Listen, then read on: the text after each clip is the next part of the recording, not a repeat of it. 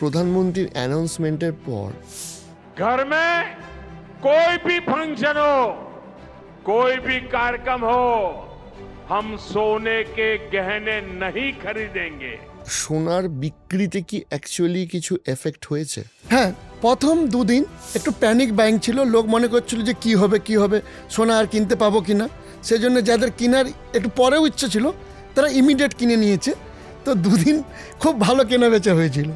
তারপর থেকে লোক সিচুয়েশন বুঝতে পেরেছে এবং প্রধানমন্ত্রীর অ্যাপিলটাকে লোক খুব পজিটিভলি নিয়ে সোনা কেনা বেচা অনেকটা স্টপ হয়ে গেছে।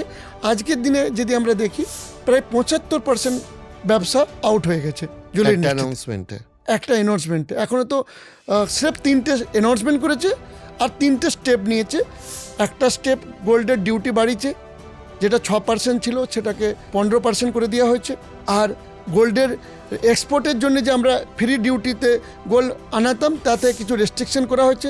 সিলভারেতে কিছু, ইম্পোর্টেতে কিছু রেস্ট্রিকশন করা হয়েছে। তাতে এত বড় ইম্প্যাক্ট এসে গেছে।